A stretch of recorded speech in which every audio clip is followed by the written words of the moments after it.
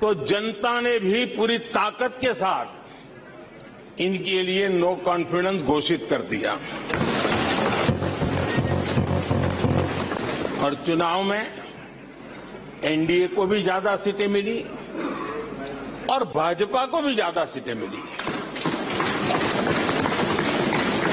यानी एक तरह से विपक्ष का अविश्वास प्रस्ताव हमारे लिए शुभ होता है।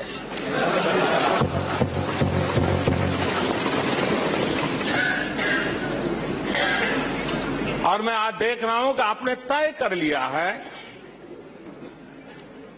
कि एनडीए और बीजेपी 2024 के चुनाव में पुराने सारे रिकॉर्ड तोड़ करके भव्य विजय के साथ जनता के आशीर्वाद से वापस आएंगे। आदरणीय अध्यक्ष जी, विपक्ष के प्रस्ताव पर यहां 3 दिनों से अलग अलग विषयों पर काफी चर्चा हुई है। अच्छा होता कि सत्र की शुरुआत के बाद से ही विपक्ष ने गंभीरता के साथ सदन की कार्यवाही में हिस्सा लिया होता। बीते दिनों इसी सदन ने और हमारे दोनों सदन ने Jan Vishwas bill, mediation bill, dental commission bill, आदिवासियों के लिए जुड़े हुए bill, digital data protection bill, national research foundation bill, coastal aquaculture से जुड़ा बिल, ऐसे कई महत्वपूर्ण बिल यहां पारित किए हैं। और ये ऐसे बिल थे जो हमारे फिशरमैन के हक के लिए थे और उसका सबसे ज्यादा लाभ केरल को होना था और केरल के सांसदों से ज्यादा अपेक्षा थी तो ऐसे बिल पर तो अच्छे ढंग से हिस्सा लेते, लेकिन राजनीति उन पर ऐसी हावी हो चुकी है उनको फिशरमैन की चिंता नहीं है। यहां नेशनल रिसर्च फाउंडेशन का बिल था, देश की युवा शक्ति के आशा आकांक्षाओं के लिए एक नई दिशा देने वाला बिल था। हिंदुस्तान को एक साइंस पावर के रूप में भारत कैसे उभरे वैसी दूरदृष्टि के साथ सोचा गया था, उससे भी आपका इतराज। डिजिटल डाटा प्रोटेक्शन बिल, ये बिल अपने आप में देश के युवाओं के जज्बे में जिस बात आज प्रमुखता से है उससे जुड़ा हुआ था। आने वाला समय टेक्नोलॉजी ड्रिवन है। आज डाटा को एक प्रकार से सेकंड ऑयल के रूप में, सेकंड गोल्ड के रूप में माना जाता है। उस पर कितनी गंभीर चर्चा की जरूरत थी, लेकिन राजनीति आपके लिए प्राथमिकता थी। कई ऐसे बिल थे जो गांव के लिए, गरीब के लिए, दलित के लिए, पिछड़ों के लिए, आदिवासी के लिए, उनके कल्याण की चर्चा करने के लिए थे, उनके भविष्य के साथ जुड़े हुए थे। लेकिन इसमें इन्हें कोई रुचि नहीं है। देश की जनता ने जिस काम के लिए उनको यहां भेजा है उस जनता का भी विश्वासघात किया गया है।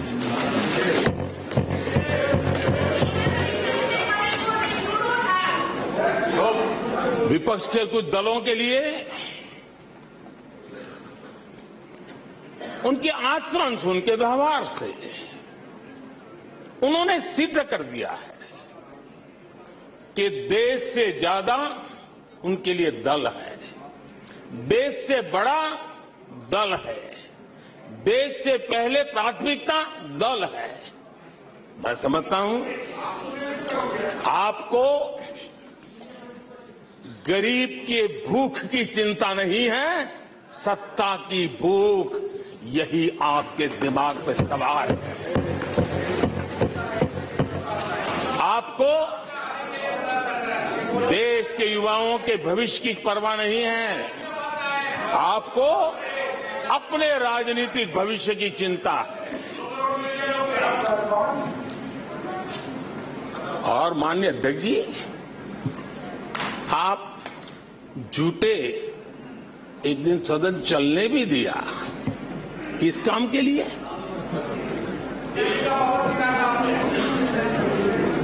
आप झूठे तो अविश्वास प्रस्ताव पर झूठे और अपने कट्टर भ्रष्ट साथी उनकी शर्त पर मजबूर होकर के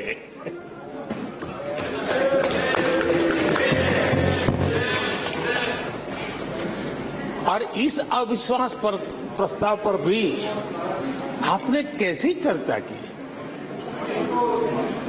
और तो मैं तो देख रहा हूं सोशल मीडिया में आपके दरबारी भी बहुत दुखी है। ये हाल है आपका। और अध्यक्ष जी देखिए, मजा इस डिबेट का कि फील्डिंग विपक्ष ने ऑर्गेनाइज की, लेकिन चौके छक्के यहीं से लगे।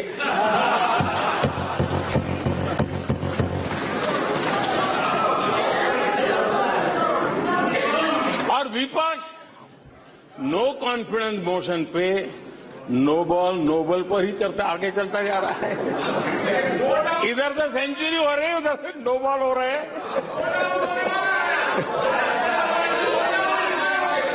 अध्यक्ष जी, मैं हमारे विपक्ष के साथियों से यही कहूंगा कि आप तैयारी करके क्यों नहीं आते जी? थोड़ी मेहनत कीजिए। और मैंने 5 साल दिया आपको मेहनत करने के लिए। 18 में कहा था कि 23 में आप आना, जरूर आना। 5 साल भी नहीं कर पाए आप लोग। क्या हाल है आप लोगों का, क्या दारिद्र्य है।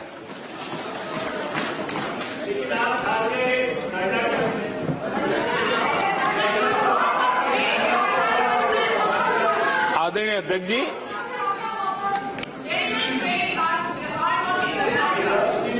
विपक्ष के हमारे साथियों को दिखास की, छपास की बहुत इच्छा रहती है, पर स्वाभाविक है। लेकिन आप ये मत भूलिए कि देश भी आपको देख रहा है। आपके एक एक शब्द को देश गौर से सुन रहा है। लेकिन हर बार देश को आपने निराशा के सिवाय कुछ नहीं दिया है। और विपक्ष के रवैये पर भी क्या कहूंगा,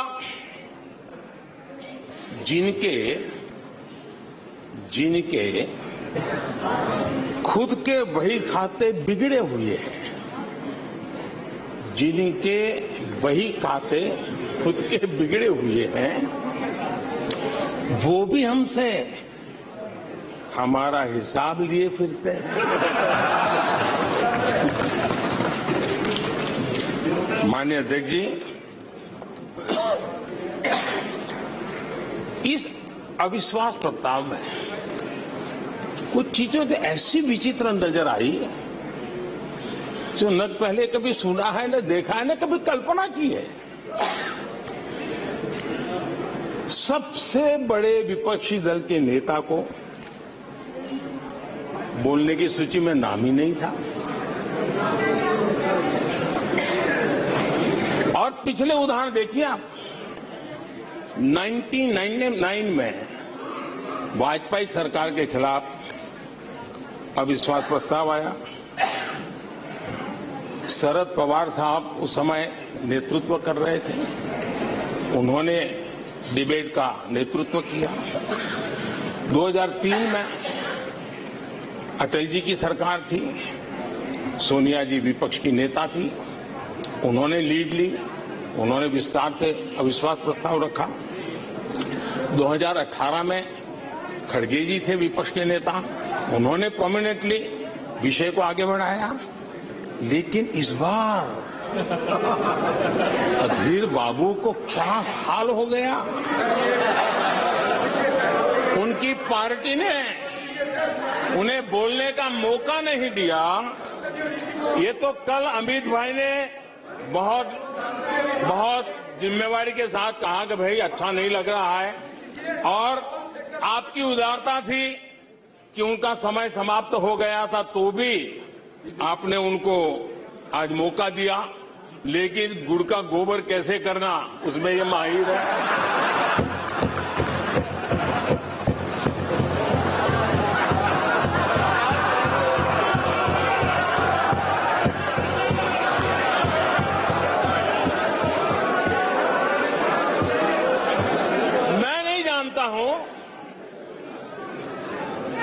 कि आखिर आपकी मजबूरी क्या है, क्यों अधीर बाबू को दरकिनारे कर दिया गया। पता नहीं कलकत्ता से कोई फोन आया हो।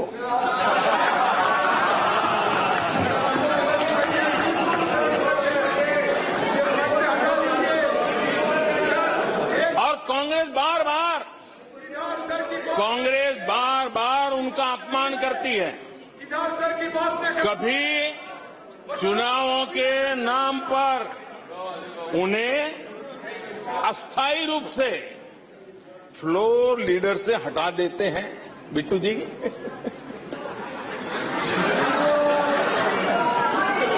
हम अधीर बाबू के प्रति अपनी पूरी संवेदना व्यक्त करते हैं।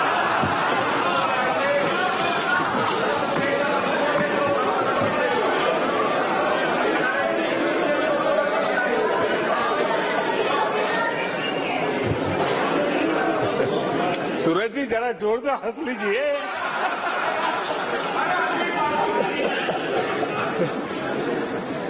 आदरणीय अध्यक्ष जी, किसी भी देश के जीवन में, इतिहास में एक समय ऐसा आता है जब वो पुरानी बंदिशों को तोड़ करके एक नई ऊर्जा के साथ, नए उमंग के साथ, नए सपनों के साथ, नए संकल्प के साथ आगे बढ़ने के लिए कदम उठा लेता है।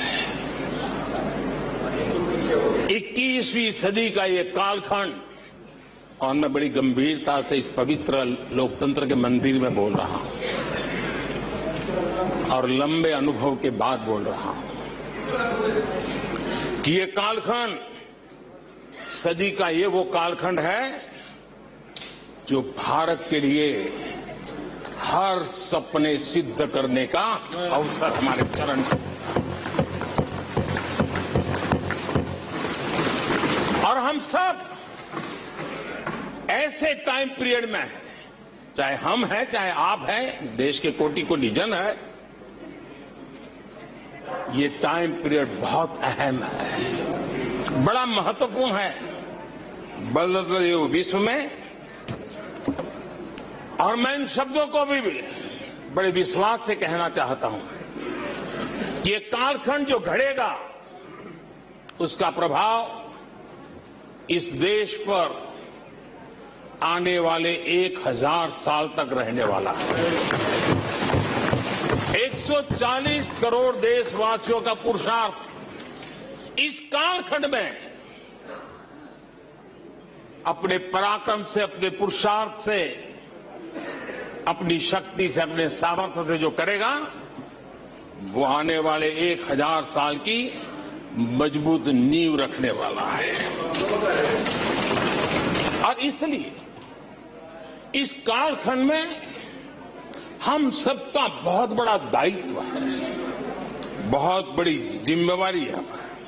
और ऐसे समय हम सबका एक ही फोकस होना चाहिए, देश का विकास, देश के लोगों के सपनों को पूरा करने का संकल्प, और उस संकल्प को सिद्धि तक ले जाने के लिए जी जान से जुट जाना, यही समय की मांग है। 140 करोड़ देशवासी इन भारतीय समुदाय की सामूहिक ताकत हमें उस ऊंचाई पर पहुंचा सकती है।